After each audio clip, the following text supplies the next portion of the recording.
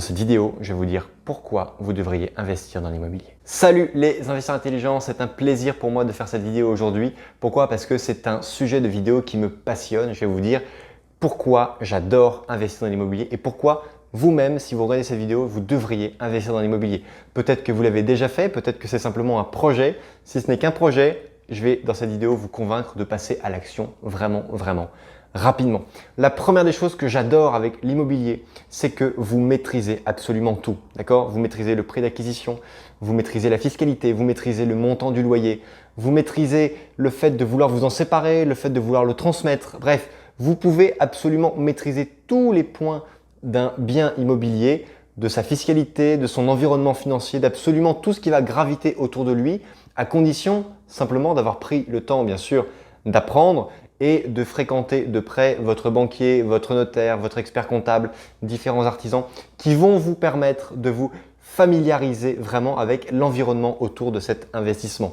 Et vous allez voir que c'est franchement pas compliqué. Il faut juste être vraiment très attentif pour le premier. Et une fois que vous avez réussi à faire un premier, même un petit investissement immobilier, ça peut simplement être un studio ou un T2 dans une ville moyenne qui va vous coûter un T2 de 40 mètres carrés qui va vous coûter 40 000 ou 45 ou 50 000 euros, simplement un premier investissement, eh bien, une fois que vous aurez maîtrisé ce premier investissement, vous allez pouvoir maîtriser des immeubles de rapport à condition d'aller bien sûr étape par étape et de faire crescendo, mais de ne pas commencer d'entrée de jeu par un immeuble de rapport, sauf si vous avez une aisance, une capacité financière, une niaque qui déborde un peu.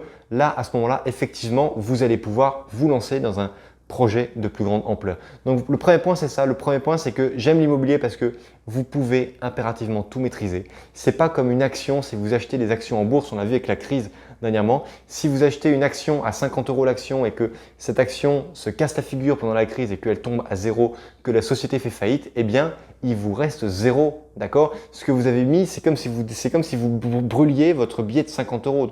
Vous perdez absolument tout.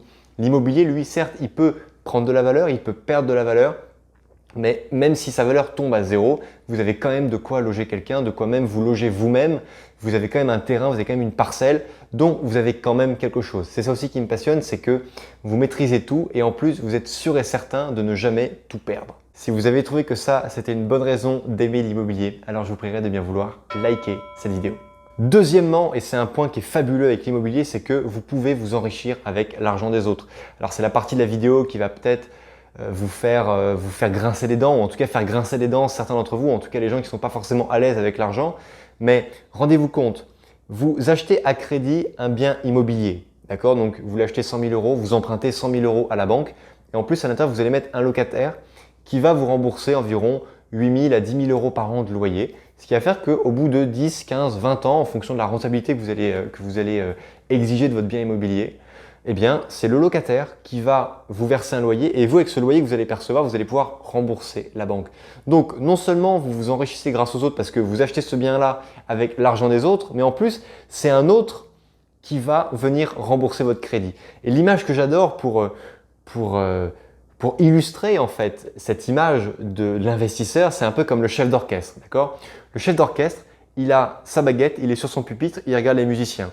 Il fait chanter le violon, il organise le piano, il fait jouer les cuivres, les flûtes, tous les instruments de musique, d'accord? Donc en fait, il a fait travailler tout le monde, sauf qu'à la fin du spectacle, on se retourne et quelque part, c'est lui qu'on applaudit, alors que c'est le seul de tout l'orchestre qui n'a pas fait un seul son de musique. Vous voyez? Et ben c'est exactement ça. Sauf que là, vous êtes chef d'orchestre, donc vous êtes l'investisseur, vous allez faire chanter le notaire, vous allez faire jouer le banquier, vous allez organiser un petit peu l'agence immobilière, vous allez parler avec les artisans et puis au final, c'est vous qui allez récolter toute la gloire, tous les fruits de votre investissement. Et c'est vraiment quelque chose que j'adore avec l'immobilier, c'est que vous pouvez vraiment avec très peu, une fois de plus, vous pouvez même investir avec zéro, même si ça n'est pas très prudent. Rappelez-vous, je le recommanderais toujours en tout cas d'avoir un fonds d'urgence de 6 mois grand minimum, et vraiment moi je préconise au moins 12 mois.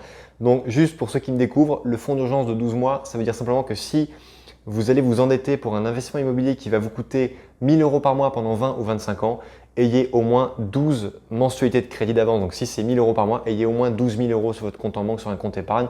Parce que si un jour on retourne dans une crise et qu'il y a des périodes de confinement très longues, que vous avez vos locataires qui perdent leur travail et que vous êtes confronté à des locataires qui ne peuvent plus payer leur loyer et que vous avez des difficultés, la banque peut mettre en suspens vos échéances de crédit pendant un certain temps, mais ça ne va pas durer éternellement, d'accord? Donc, comptez sur vous, comptez sur votre sécurité. Donc, ayez votre tirelire, ayez vraiment votre fonds d'urgence auquel vous ne devez toucher sous aucun prétexte, d'accord? C'est vraiment un bas de laine que vous devez vous garder pour les cas d'urgence extrêmes, d'accord? Moi, aujourd'hui, j'ai des fonds d'urgence pour tous les biens que je possède. Je n'ai jamais eu à taper dans un seul de ceux-là. Sauf que chaque fois que je vais demander un crédit dans une banque, je leur montre tout ce que j'ai de côté en fonds d'urgence, mais ils sont hyper rassurés parce qu'ils voient que j'investis en bon père de famille et que je suis sage, d'accord? Je ne fais pas d'investissement, je n'ai pas les yeux plus gros que le ventre parce que j'ai toujours cette sécurité-là, d'accord? Troisième point, alors c'est un point qui va rejoindre le deuxième, mais c'est le seul investissement immobilier pour lequel on va vous prêter de l'argent. Pourquoi? Parce que les banques prêtent de l'argent sur la base de la confiance. On peut vous prêter de l'argent, on peut vous faire un crédit conso pour une voiture, pour un lave-linge, pour une télé, pour ce que vous voulez, pour des études, mais quand il s'agit de gros sous, on va vous prêter de l'argent que pour un achat immobilier. Pourquoi? Parce que les banques ont confiance en l'investissement immobilier, même si elles vont vous prêter de l'argent sur la base de vous, de votre projet, mais également de votre personne. Elle sait que derrière, si elle veut récupérer son argent en revendant votre bien immobilier, elle sait qu'il y aura de la valeur. Vous ne trouverez jamais une banque qui vous prêtera de l'argent pour acheter des actions, pour acheter du Bitcoin, pour acheter de l'or, pour acheter des choses qui ne sont pas sûres et certaines de retrouver derrière. On peut même vous prêter de l'argent pour acheter des parts de SCPI. Pourquoi? Parce que SCPI, rappelez-vous, c'est la pierre papier, ça reste quand même de l'immobilier. Donc, non seulement vous allez vous enrichir grâce aux autres, rappelez-vous, comme je le disais, on emprunte l'argent de la banque et en plus c'est votre locataire qui vous rembourse le crédit, mais en plus c'est le seul produit pour lequel on va vous prêter de l'argent et c'est ce qui fait que l'immobilier est vraiment quelque chose qui est immensément plus intéressant que le reste parce que admettez, aujourd'hui, vous avez 20 000 € sur votre compte en banque. Vous avez le choix, soit vous placez ces 20 000 € sur du fonds euro qui va quasiment rien rapporter, ou alors des fonds assurance vie avec des profils plutôt dynamiques. Donc là, vous pouvez espérer avoir des rentabilités plus importantes, genre du 5, 6, 7%, mais vraiment sur 10, 12, 15 ans, quoi, vraiment sur de la longue période. Alors qu'avec l'immobilier, si vous avez 20 000 € d'apport, vous pouvez emprunter presque 100 000 €, voire même vous pouvez emprunter presque 100 000 € sans mettre d'apport. Mais ces 100 000 € là, vous pouvez les faire travailler à 10, 11, 12%. Voilà, donc ma question c'est quoi? Ma question, est-ce que vous préférez faire travailler 100 000 € à 12% ou est-ce que vous voulez faire travailler 20 000 € à 5, 6, 7% sur des contrats d'assurance vie? Donc vous voyez, le choix il est quand même vite fait. Donc pour moi, le fait que les banques vous prêtent de l'argent pour investir dans l'immobilier est tout simplement la preuve nette et simple que les banques ont confiance en l'immobilier. Quatrièmement, et pour moi c'est peut-être la plus grande force de l'immobilier, c'est que l'immobilier vous succédera. D'accord? Aujourd'hui, si vous êtes salarié, vous cotisez tous les mois pour votre caisse de retraite lorsque vous atteindrez l'âge de la retraite. Donc en fonction de votre âge, en fonction de l'époque à laquelle vous serez éligible à la retraite à taux plein, on ne sait pas combien ça va être, mais bref, pour faire simple, vous allez cotiser pour avoir une rente, un revenu, une pension de retraite constante entre le moment où vous allez rentrer à la retraite et votre décès, d'accord? Mais le jour où vous allez décéder, eh bien, cette retraite va décéder avec vous, d'accord? C'est pas vos enfants, c'est pas votre femme, c'est pas votre mari qui va hériter de votre retraite va mourir avec vous. Tandis qu'avec l'immobilier, vous allez construire un patrimoine, mais lorsque vous allez mourir, non seulement ce patrimoine aura été rentable jusqu'à votre dernier souffle, mais en plus, lorsque vous allez pousser votre dernier souffle, eh bien, vos enfants, petits-enfants, peut-être même arrière-petits-enfants, je vous le souhaite, vont pouvoir hériter de votre bien immobilier. C'est un petit peu comme si vous plantiez une graine dans le salariat et que vous plantiez une graine dans l'investissement locatif. Vous plantez une graine dans le salariat, eh bien, lorsque vous allez être à la retraite, votre arbre qui aura grandi va vous donner du fruit. Et lorsque vous allez mourir, on va couper cet arbre et on va faire le cercueil avec le bois de cet arbre, en gros. Mais c'est fini, il ne produira plus rien. Tandis qu'avec l'immobilier, vous allez planter une graine, vous allez faire pousser un arbre qui va vous donner du fruit jusqu'à votre décès. Mais lorsque vous allez décéder, eh bien, ce sont vos enfants, vos petits-enfants qui vont hériter de l'arbre qui va continuer généreusement à donner du fruit. L'idéal, c'est de leur donner un arbre, mais également le champ qui va avec pour qu'ils puissent eux-mêmes à leur tour planter des arbres année après année, décennie après décennie.